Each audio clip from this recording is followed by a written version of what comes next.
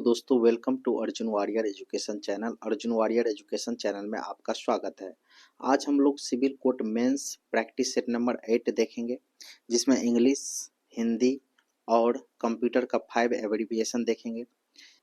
English से test से हम स्टार्ट करते हैं, जिसमें देखिए पहले हम वन वर्ड सब्स्टिट्यूशन देखेंगे।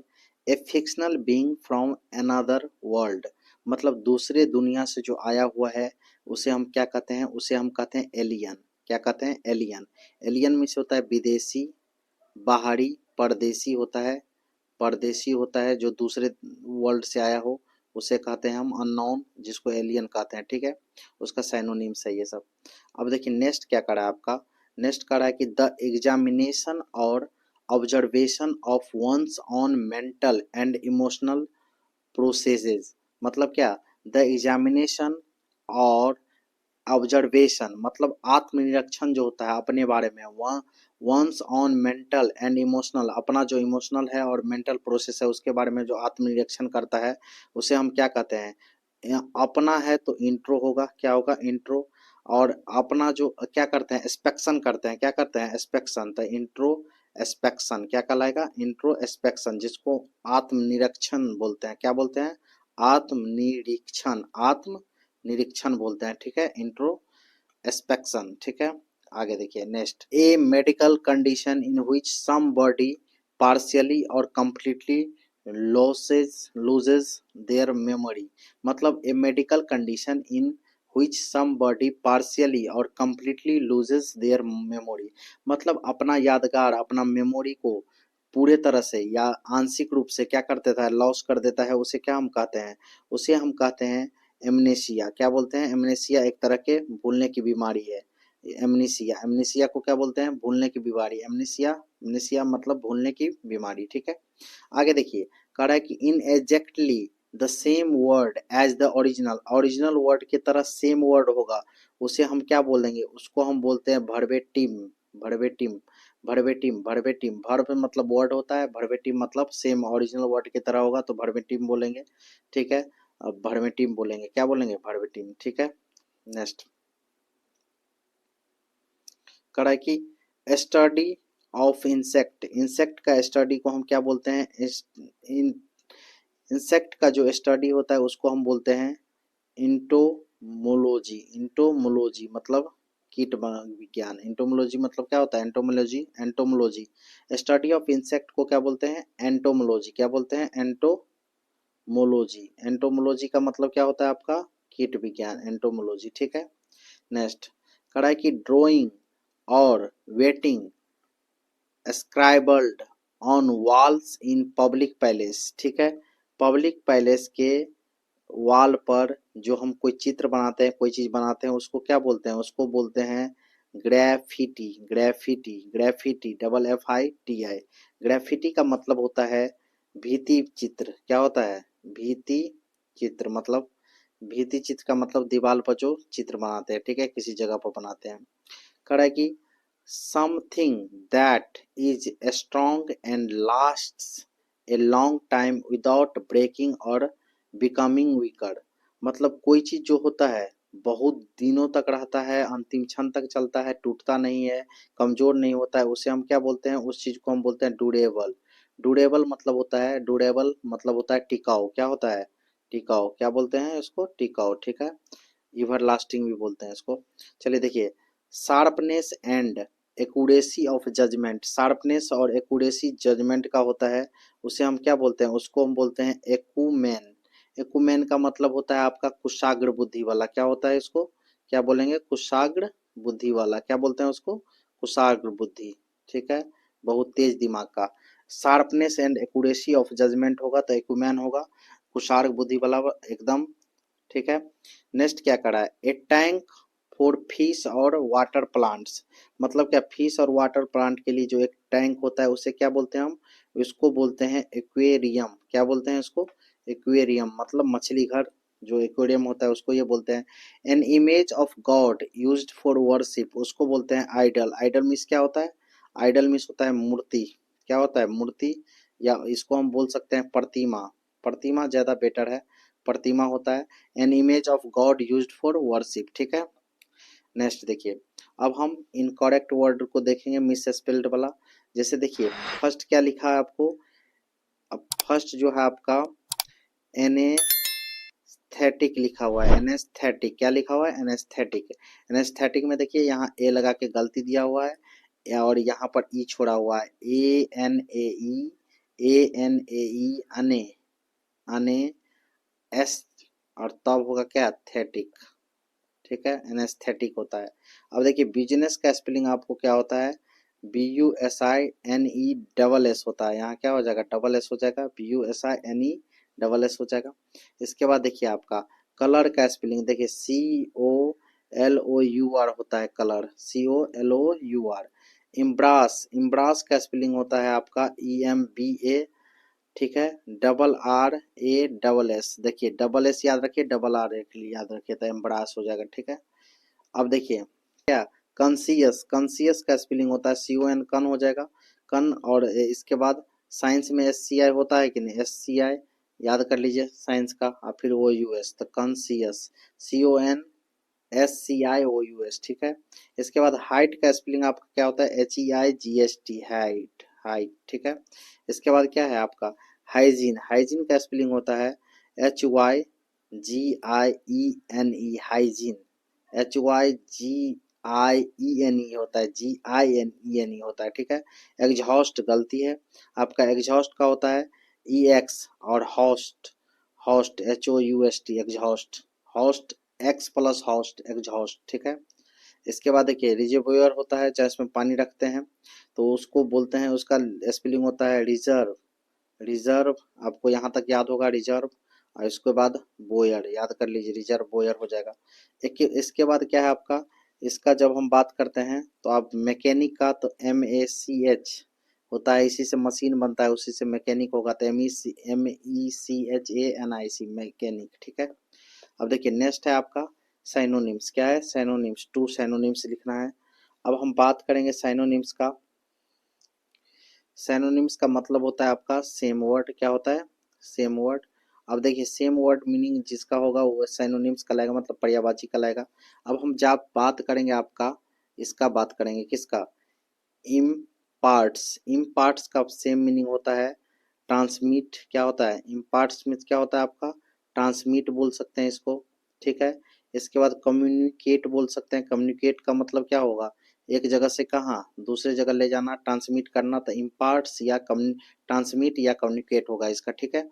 नेक्स्ट है आपका क्या, नेक्स्ट है आपका फ्लॉट, फ्लॉट का मीनिंग होता है आपका, फ्लॉट जब हम बात करते हैं तो फ्लॉट कर रहे हो किसी को, इसका मतलब रिफ्यूज कर रहे हो, क्या कर रहे हो, फ्लॉट से प्लॉट याद रखिए, रिफ्यूज टू, मना कर रहे हैं, रिफ्यूज टू अवे मतलब कोई चीज को पालन करने से क्या कर रहे हैं, मना कर रहे हैं, या रिवेल एंगेस्ट, किसी के विरुद्ध में क्या कर रहे हैं, हम विरोध कर रहे हैं, तो रिवेल एंगेस्ट होगा, या तो क्या होगा आपका रिफ्यूज टू अवे, ठीक है। अबसीन, अबसीन का मतलब होता है आपका रूड बिहेवियर या डर्टी, गंदा या रूड या डर्टी, रूड डर्टी या ऑब्सीन, ठीक है, ये आपका सैनोनिम्स है। अब देखिए बात करेंगे हम एंटोनिम का, एंटोनिम का मतलब होता है आपका अपोजिट वर्ड मीनिंग वाला, क्या होता है, अपोजिट्स, ठीक है। इसके बाद अपोजिट्स के बाद आपका क्या हो जाएगा, एंटीपोड्स, एंटीपोड्स ये भी अपोजिट होता है, मतलब एंटोनिम सब है। इंटोनेंस मतलब होता है विपरार्थक शब्द भी होता है इसको। पॉन्डर मीन्स क्या होता है, पॉन्डर हम जब करते हैं तो पॉन्डर है गहनता से कोई चीज के बारे में सोचते हैं, तो मेडिटेशन करते हैं तो मेडिटेट, मेडिटेट ऑन, ठीक है, गहनता से सोचना, या रिफ्लेक्ट ऑन, या आपका हो जाएगा पॉन्डर, ठीक है, रिफ्लेक्ट ऑन, ठीक है, या मेडिटेट ऑन, ठीक है।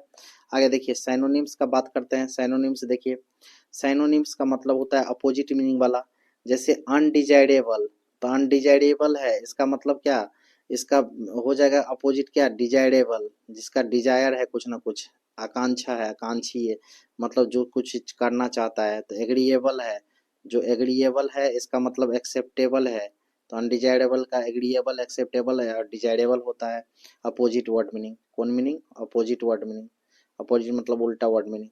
अब देखिए एंटोनिम्स, कंसेंट, कंसेंट का अपोजिट जो होगा आपका, कंसेंट मतलब होता है अगर सहमति, तो इसका मतलब हो जाएगा डिसेंट, असहमति देगा, फॉरबिड करेगा मतलब मना कर देगा, कंसेंट का डिसेंट और फॉरबिड होगा। इसके बाद देखिए आपका क्या है, नॉन चैलेंट, नॉन चैलेंट का अपोजिट होता है आपका जब हम बात करते हैं तो इसका हो जाएगा एनसीएस, ठीक है। और दूसरा में बोल सकते हैं कंसर्न्ड, जो आपका होगा चिंतित, चिंता करने वाला, उसको बोलेंगे हम। और इसमें नॉन चैलेंट मतलब होता है जो चिंतित नहीं हो, ठीक है। अपोजिट वर्ड मीनिंग इसका था। पेसिफाई, पेसिफाई का जब हम एंटोनिम्स ढूंढेंगे तो पेसिफाई का एंटोनिम्स होता है आपका प्रोवोक। प्रोवोक मतलब होता है उकसाना, और पेसिफाई मतलब होता है किसी को शांत करना। इसको हम इन रेंज भी बोल सकते हैं। क्या बोल सकते हैं? In range. इन रेंज का मतलब ही होता है क्या आपका, किसी को उकसाना। और पेसिफाई का मतलब होता है शांत करना। क्या करना? शांत करना। अगर हम बात करेंगे पेनीलेस, पेनीलेस, पेनीलेस जो होता है, पेनीलेस मतलब होता है दरिद्र टाइप का व्यक्ति, मतलब जिसके पास जो बहुत गरीब हो, दरिद्र हो। इसका जब हम अपोजिट बात करेंगे तो क्या हो जाएगा? वेल्दी। वेल्दी हो जाएगा अपोजिट, मतलब धनी हो जाएगा। या एफ्लुएंट हो जाएगा, मतलब जिसके पास बहुत धनी मनी हो, पैसे वाला हो, एफ्लुएंट भी बोलते हैं, वेल्दी भी बोलते हैं, ठीक है। तो पेनीलेस मतलब पुअर होता है, और वेल्दी मतलब होता है धनी, ठीक है। रिच भी बोल सकते हैं। अब देखिए आप, नेक्स्ट अब आता है कि आइडम्स एंड फ्रेज वर्ड में मुहावरा कहते हैं। इसमें क्या होता है, इसका सेंटेंस का मीनिंग लिख करके, इस आइडम्स का मीनिंग लिख करके और इस पर सेंटेंस बनाने के लिए दिया जाता है पैटर्न के हिसाब से, जो आपका जिस इसमें पूछा था कोड एडिटर के मेंस में, उसी तरह का पूछा था, ठीक है। अब इसको देखते हैं, इसमें कुछ लॉजिक लगा करके हम इसको याद करने का सोचेंगे। देखिए, इस मुहावरा जो है, ये आइटम्स है एन एक्स टू ग्रीन्ड। अब देखिए, अगर आपको मसाला पीसना है, कोई चीज़ पीसना है, स्पाइसेस, चाहे कुछ तोड़ना है, उस कंडीशन में आप छोटा मोटा चीज़ों से नहीं करके कहिएगा कि चलिए हम कुल्हाड़िए से काट लेते हैं, कुल्हाड़िए से अपना कुछ कर लेते हैं। तो एक्स मतलब होता है कुल्हाड़ी, तो कुल्हाड़ी से कर रहे हैं, इसका मतलब अपना स्वार्थ को पूर्ति करने के लिए आप ऐसा कर रहे हैं। तो हम बोल सकते हैं एन एक्स टू ग्रीन्ड का मतलब समथिंग, इसका शॉर्ट फॉर्म में समथिंग है, done for, something done for क्या, something done for selfish reason. किस रीजन से? आप सेल्फिश रीजन से कोई चीज कर रहे हैं, तब उसको हम बोलेंगे क्या, something done for selfish reason, that means an axe to grind. मतलब एक तरह से बोल सकते हैं सेल्फिश, सेल्फिश टाइप का, मतलब an axe to grind something done for selfish reason. अब देखते हैं सेंटेंस का बात जब हम करेंगे तो हम बोल सकते हैं ऐसे, द स्टडी, स्टडी मतलब होता है पढ़ाई लिखाई, शुड मतलब कैसा स्टडी होना चाहिए, द स्टडी शुड, ठीक है, बी कंडक्टेड, कंडक्टेड बाय, किस में जा रहा है ये, पेसिव में जा रहा है। पेसिव बनाने के लिए क्या होता है, पेसिव बनाने के लिए मॉडल वर्ब के साथ बी लगता है। तो the study should be conducted by, ठीक है, a firm that has, that has,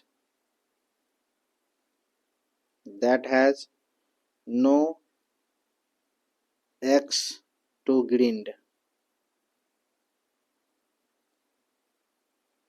no axe to grind मतलब the study should be conducted by a firm that has no axe to grind, मतलब जो भी है क्या, अध्ययन ऐसी फर्म द्वारा किया जाना चाहिए जिसके पास आपको क्या हुआ, अपने कार्य को मतलब क्या, कोई चीज करने के लिए फाइनली क्या हो, कोई चीज करने के लिए कोई कुल्हाड़ी नहीं हो, मतलब ये आपको ये बोल सकते हैं कि जो अपने सेल्फिश रीजन से नहीं होता है। The study should be conducted by a firm, किसी फर्म के द्वारा, किसी संस्था के द्वारा जो क्या दिया जाता है, स्टडी करवाया जाता है, वो ऐसा नहीं होना चाहिए जो अपना ही स्वार्थ सिद्ध करने के लिए हो, ठीक है। नो एक्स टू ग्रीन नहीं होना चाहिए, ठीक है। जो फर्म का अपना ही स्वार्थ सिद्ध हो, आपके बारे में नहीं सोचे, ऐसा नहीं होना चाहिए। कह रहा है be in the driving seat. अब देखिए, ड्राइविंग सीट पर आपको कोई बैठा है, तो जब हम ड्राइविंग सीट पर कोई बैठेगा तो इसका मतलब होगा क्या, इसका होगा कि बी एयर इन, हाँ एक मिनट, जब बोला है क्या, be in the driving seat, driving seat पर बैठा है मतलब ड्राइविंग करने का है। तो आप गाड़ी को ड्राइव करिएगा, तो ड्राइव करिएगा तो आपको क्या होगा, आपका सारा रिस्पॉन्सिबिलिटी आपके पास रिस्पॉन्सिबिलिटी होगा।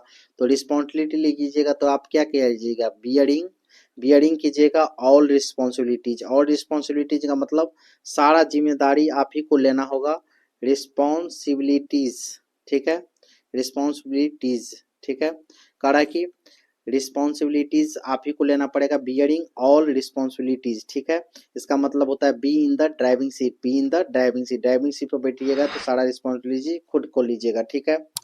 अब देखिए इस पर सेंटेंस बनाने का बात होगा तो I never felt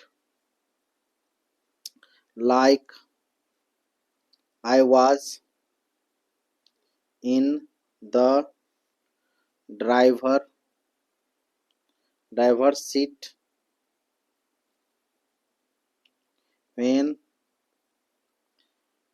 I was the project manager.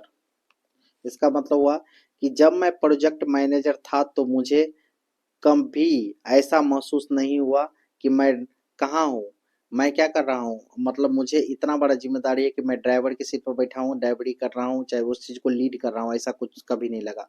कह रहा है कि बैक एंड कॉल, बहुत सुने होंगे ये, जैसे बोलते हैं कि Patna police always Patna police always becks and call, मतलब क्या, पटना पुलिस आपकी सेवा में हमेशा तत्पर रहता है, ऐसे बोलते हैं कि ना। तो ये बैक एंड कॉल का मतलब होता है सेवा में तत्पर।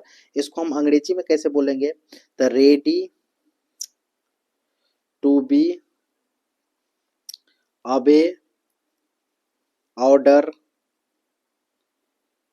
इंस्टेंटली। देखिए पुलिस क्या होता है, रेडी रहता है टू बी अबे ऑर्डर इंस्टेंटली, लेकिन होता क्या है ना, जब झगड़ा उगड़ा शांत हो जाएगा तब पुलिस आता है, पहले नहीं आता है। कोई भी कांड हो जाएगा तब पुलिस आता है। तो इसको बोलते हैं कि Patna police is always back and call, मतलब पटना पुलिस हमेशा आपकी सेवा में तत्पर रहता है, लेकिन ये बोलने के लिए होता है, ऐसा होता नहीं है। दूसरा सेंटेंस ऐसे भी बोल सकते हैं, Patna police always on beck and call, ठीक है। ये भी बोल सकते हैं police Patna police is always on or is always on beck and call, ठीक है।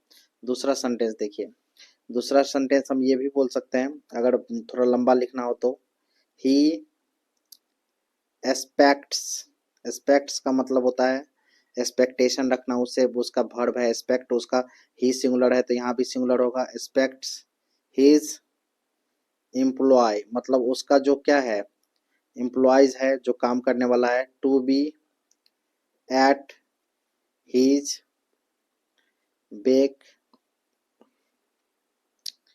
And call day and night, मतलब ही एक्सपेक्ट्स, वो क्या करता है, वह उम्मीद करता है, दैट की, वह उम्मीद करता है, एक्सपेक्ट्स हीज, मतलब उम्मीद करता है किससे, अपने कर्मचारियों से, वह उसके कर्मचारियों से, कि उसकी मदद के लिए हमेशा क्या रहे, तैयार रहे, बैक एंड कॉल रहे। तो बैक एंड कॉल ये भी बोल सकते हैं, जैसे हम बोलेंगे ये भी, police is at beck and call, always at beck and call, police is always at beck and call, on नहीं लगाएंगे, एट लगाएंगे, एट उसके लिए परफेक्ट है, ठीक है। आगे देखिए छोटा सा बात होता है तो छोटी छोटी जगहों के लिए ऐट का प्रयोग करते हैं, छोटी सी बात हो तो ऐट के प्रयोग करते हैं, लेकिन डिस्ट्रिक्ट लेवल से बड़ा जगह के लिए बात हो तब ऑन इन ये सब का प्रयोग करते हैं। बोन ऑफ कनेक्शन मतलब होता है पैदा से ही आपका क्या है, झगड़े का जड़ है कोई चीज, तो ये VVI है ये सब। बोन ऑफ कनेक्शन आ भी जाएगा एग्जाम में, इसका कोई गारंटी नहीं, 100% आना चाहिए। तो ये क्या बोलते हैं, बोन ऑफ कनेक्शन मतलब होता है सब्जेक्ट ऑफ लगाएंगे तो ज्यादा बेटर होगा, सब्जेक्ट ऑफ ए डिस्प्यूट, मतलब झगड़े का जड़। बोन ऑफ कनेक्शन है मतलब क्या, बोन मिस होता है हड्डी, कनेक्शन मतलब झगड़े का जड़, दो भाई में जमीन का विवाद है, बोन ऑफ कनेक्शन है। जैसे हम बोलेंगे, हम खुद भी आप इस पर सेंटेंस बना सकते हैं, बहुत आसानी हो, जैसे हम पैतृक संपत्ति को हेरिटेज बोलते हैं, चाहे कोई भी चीज बोलेंगे, चाहे बोलेंगे the land is bone of connection between two brothers, मतलब क्या, जमीन क्या है, दो भाइयों के बीच में क्या है, झगड़े का जड़ है, ये भी बोल सकते हैं। कुछ भी इस पर बना सकते हैं, जैसे हम बोल सकते हैं this matter is a bone of connection between two क्या, टू फ्रेंड्स, मतलब क्या, ये जो झगड़ा है की जड़ है दो, ये मैटर जो है झगड़े की जड़ है दो दोस्तों के बीच में, कुछ भी बोल सकते हैं। जैसे हम ये भी बोल सकते हैं, अब ये देखिए थोड़ा सा अगर बड़ा हम सेंटेंस बनाए तो बड़ा में हम ये बोल सकते हैं इन दिस, ठीक है, विक्ड वर्ल्ड, मतलब ये इस दुष्ट दुनिया में, विक्ड मीन्स क्या होता है दुष्ट, इन दिस विक्ड वर्ल्ड मतलब इस दुष्ट दुनिया में, ठीक है, ठीक है। मनी, मनी मीन्स क्या होगा पैसा, is always a bone of connection, मतलब पैसा हमेशा क्या होता है झगड़ों का जड़ होता है, इस दुष्ट दुनिया में पैसा हमेशा झगड़ों का जड़ होता है। अब देखिए नेक्स्ट क्या करा है, burn a hole in the pocket, burn a hole in the pocket, जब हम इसका बात करेंगे burn a hole in the pocket, इसका मतलब होता है कि कोई चीज में ज्यादा खर्चा होना, ज्यादा खर्चा होना, उसके लिए burn a hole in the pocket, pocket में होल हो गया तो पैसा क्या होगा गिर जाएगा।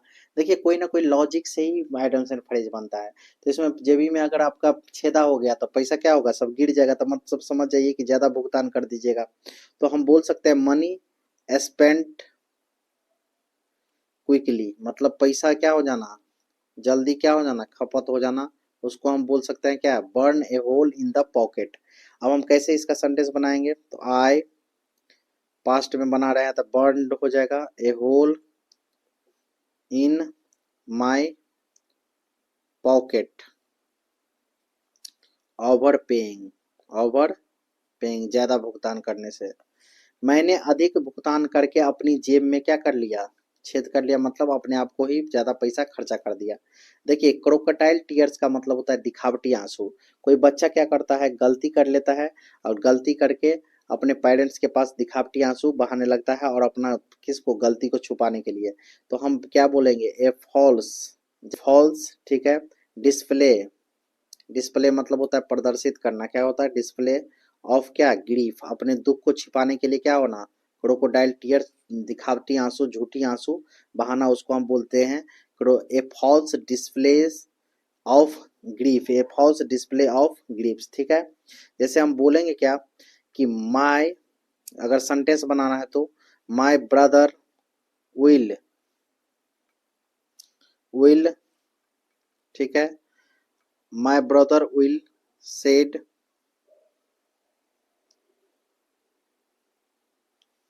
crocodile tears when he has any exams in school, जब मेरे भाई की स्कूल में कोई भी परीक्षा होगी तो वो हमेशा क्या करेगा घड़ियाली आंसू दिखाए बहाएगा, घड़ियाली आंसू क्या कहेगा बहाएगा, ठीक है, घड़ियाली आंसू बहाएगा, ठीक है। नेक्स्ट चलते हैं, ऐसे भी बोल सकते हैं ही ऑलवेज, ऐसे अगर हम और आसान सेंटेंस बनाए तो ऐसे बोल सकते हैं कि is he always always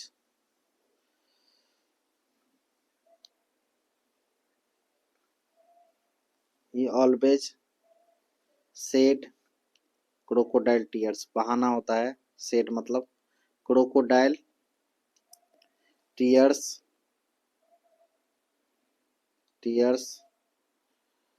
for hiding his mistake, अपने गलती को छुपाने के लिए वो हमेशा क्या दिखाता है क्रोकोडाइल टीयर्स मतलब दिखावटी आंसू। हेल्सिन, हेल्सिन डेज का मतलब होता है, जब हम बात करेंगे किसका हेल्सिन डेज का, इसका मतलब होगा आपका, जब हम बात करेंगे हेल्सिन डेज का इसका मतलब होता है आपको पीसफुल, पीसफुल का मतलब हुआ एकदम शांत, पीसफुल डेज मतलब एक शांत वाला दिन, एकदम शांत दिन। कर है कि जैसे हम सेंटेंस बनाएंगे she recalled, recalled the halcyon days of her youth, ठीक है, उसने अपनी जवानी के पुराने दिनों को क्या किया याद किया, अपने जमाने का पुराने दिनों को क्या किया उसने, पीसफुल डेज था उसके लिए, उसको क्या किया, याद किया, मेमोराइज किया।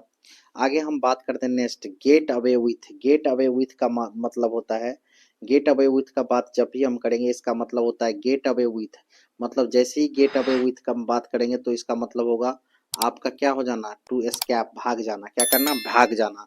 गेट अवे विथ का मतलब होता है भाग जाना, to escape. Get away with मतलब टू एस्केप, भाग जाना। दे शुड, चाहे शुड में नोट लगाएंगे तो क्या होगा, shouldn't be allowed, be plus क्या होता है V3, तो allowed to get away with it. इसका मतलब होता है उन्हें इससे दूर जाने की अनुमति नहीं दी जानी चाहिए, ठीक है। आगे है फ्रेंच लीव। फ्रेंच लीव का मतलब होता है बहुत दिनों तक गायब हो जाना बिना परमिशन का, तो उससे कहेंगे फ्रेंच लीव। तो क्या करा है, ए लीव विदाउट, बिना परमिशन का, तो विदाउट इंफॉर्मेशन, चाहे बिना इंफॉर्मेशन का, बिना सूचना का, इंफॉर्मेशन भी बोल सकते हैं, या हमको परमिशन भी बोलना हो तो कोई दिक्कत नहीं, परमिशन भी बोल सकते हैं। इसका मतलब हुआ ए लीव विदाउट परमिशन या विदाउट इंफॉर्मेशन, कोई भी बोल सकते हैं। हम बोलेंगे, जैसे हम सेंटेंस बनाएंगे तो during the civil war many men, बहुत सारे आदमी हैं, क्या हुआ, डिसर्टेड और टुक फ्रेंच क्या लीव, लीव मतलब during the civil war many men deserted और टुक फ्रेंच लीव, ठीक है। डिसर्टेड, इसका मतलब डिसर्टेड लिखो या टुक लिखो, दोनों का मीनिंग सेम है। कह गृह युद्ध के दौरान कई लोगों ने क्या किया अपना, ठीक है, फ्रेंच लीव पर चला गया, बिना बताए छुट्टी पर चला गया, ठीक है। अब बात करते हैं हम हिंदी का टेस्ट। हिंदी में जो आपका है, जब हम हिंदी का बात करते हैं तो हिंदी स्टार्ट होता है आपका किससे, वन वर्ड सिचुएशन हिंदी में, जो अनेक शब्द का एक शब्द से।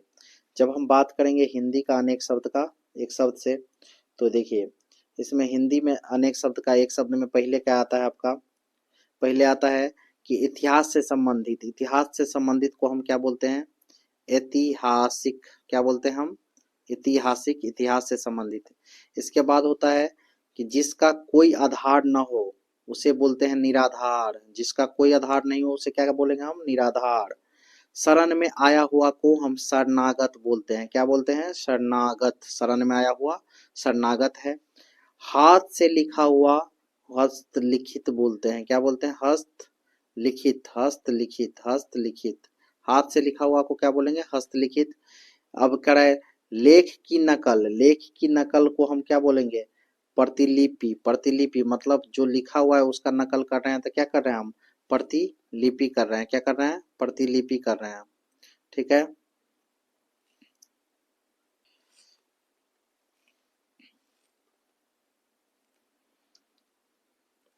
करा कि अब हम बात करेंगे जिसमें सहन शक्ति हो, जिसमें सहन शक्ति हो उसे हम क्या बोलेंगे, तो सहन शक्ति वाले व्यक्ति को हम बोलते हैं सही सुन्नु, ठीक है। अब इसी सही शून्य से, सही शून्य से आया है सही सुनता, सही सुनता क्या होता है, सही सुनता, सही सुन, ठीक है। ये होता है जिसमें सहन शक्ति हो, सही सुनता बोलते हैं, सही सुन बोलते हैं, ठीक है। जिसकी बुद्धि कम हो, जिसकी बुद्धि कम हो उसे बोलेंगे मंद बुद्धि, मंद बुद्धि, मंद बुद्धि, मंद बुद्धि, ठीक है। जिसकी बुद्धि क्या हो, कम हो उसे बोलेंगे हम मंद बुद्धि, ठीक है। आगे बात करते हैं नेक्स्ट, कह रहा है कि दोपहर से पहले का समय को हम बोलते हैं पूर्वाहन, क्या बोलते हैं, पूर्वाहन। दोपहर से पहले के समय को पूर्वाहन बोलते हैं, दोपहर के बाद के समय को अपराहन बोलते हैं।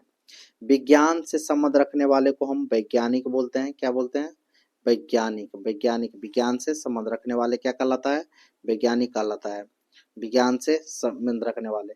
एक छूट गया था, अच्छे चरित्र वाला को हम क्या बोलते हैं, चरित्रवान, चरित्रवान, अच्छे चरित्र वाला को क्या बोलते हैं? चरित्रवान बोलते हैं।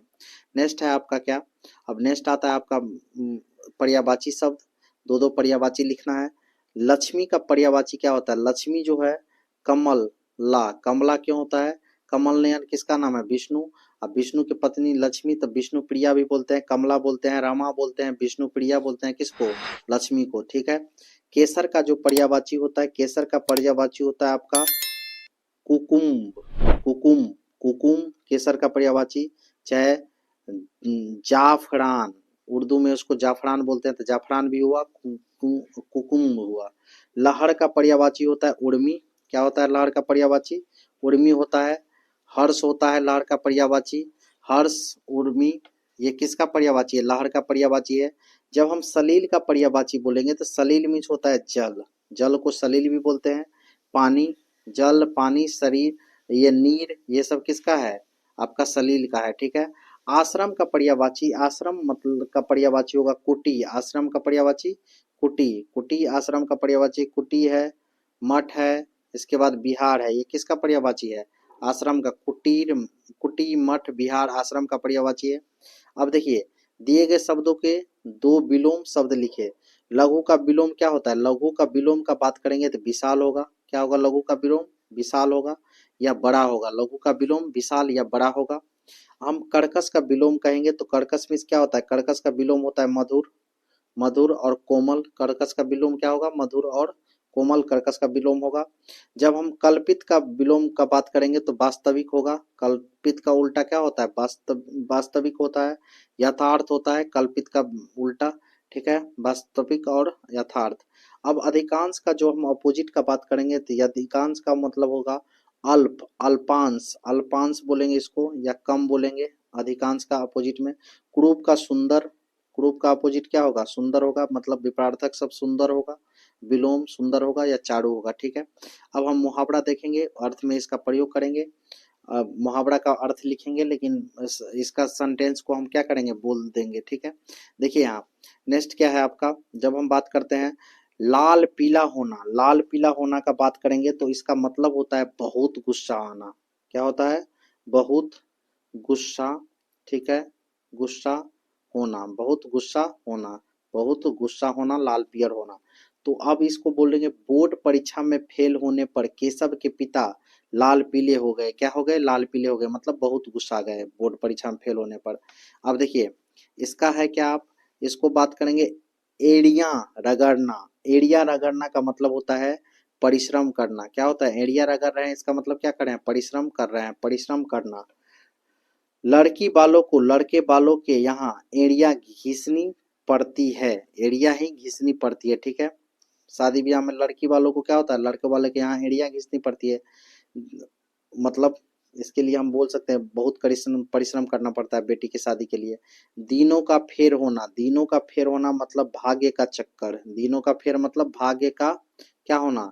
चक्कर, भाग्य का चक्कर, दिनों का फेर मतलब कड़े संघर्ष, कड़े संघर्ष के बाद जीवन के दिनों का फेर होना सुनिश्चित था, ठीक है। बहुत ज्यादा मेहनत करने पर जीवन का क्या हो जाता है?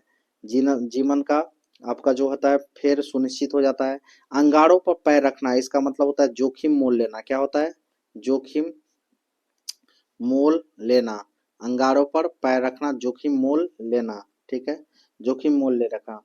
कड़ा की इमारत में आग लगने पर सुशील ने अंगारों पर पैर रखकर सैकड़ों लोगों की जान बचाई, मतलब जोखिम लेकर के सैकड़ों लोगों की जान बचाई।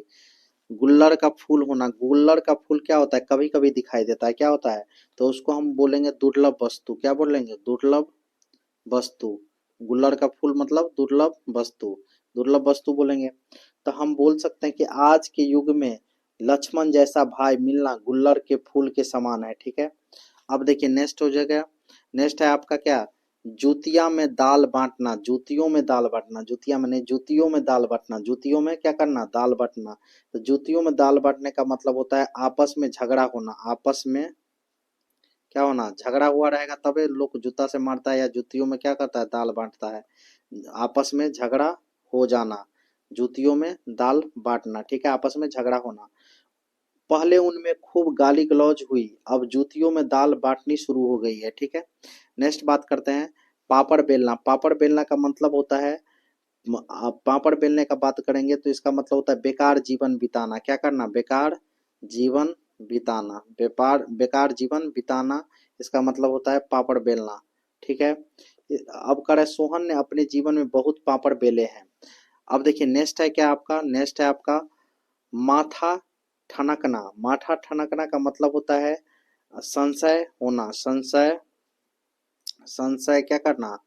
होना, माथा ठनकना, संशय होना। हमारे चाचा जी जब हमारे घर आए तो हमारा माथा ठनक गया और उन्होंने अगले ही घर के बंटवारे की बात कर दी। अगले ही दिन घर के बंटवारे की बात कर दी। ठीक है, ठीक है। नेक्स्ट क्या है? पौ बारह होना। पौ बारह का होना का मतलब होता है खूब लाभ होना, खूब, खूब क्या होना? लाभ होना। इसका मतलब होता है पौ बारह होना, खूब लाभ होना। जब से मैंने नई नौकरी पाई है मैं पौ बारह हो रहा हूँ। ठीक है। आगे है नेक्स्ट कि आंख में चर्बी छाना। आंख में चर्बी छाना का मतलब होता है घमंड से चूर होना। घमंड से क्या होना? घमंड से चूर होना। आंख में चर्बी छाना, घमंड से चूर होना। ठीक है। कारगिल युद्ध में भारतीय सेना ने पाकिस्तान का घमंड चूर चूर कर दिया था। ठीक है, पाकिस्तान का घमंड क्या कर दिया था? चूर चूर कर दिया था। अब हम क्या देखेंगे? अब हम कंप्यूटर का क्या देखेंगे? कंप्यूटर का एब्रीविएशन देखेंगे। देखिए एब्रीविएशन कंप्यूटर का ये पूछा था किसमें आपका? यूएसबी का फुल फॉर्म आपसे पूछ दिया, यूआरएल का पूछा था किसमें? ये जो कोड रीडर का एग्जाम हुआ था। यूएसबी का फुल फॉर्म होता है यूनिवर्सल सीरियल बस, यूनिवर्सल सीरियल बस। एलसीडी का फुल फॉर्म होता है liquid crystal display, display, liquid crystal display किसका? एलसीडी का होता है। अगर हम बात करेंगे VGA, VGA का फुल फॉर्म होता है वीडियो या तो विजुअल, विजुअल वीडियो या तो विजुअल ग्राफिक्स एडेप्टर, एडेप्टर या एरे भी कहीं कहीं होता है, विजुअल ग्राफिक्स एरे भी बोलते सकते हैं, एडेप्टर भी। HLL का फुल फॉर्म होता है high level language, high level language, HLL high level language. LL का फुल फॉर्म होता है low level language.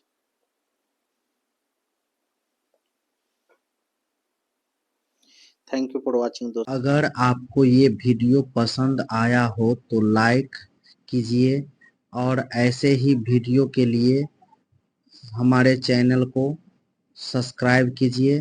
Thank you for watching.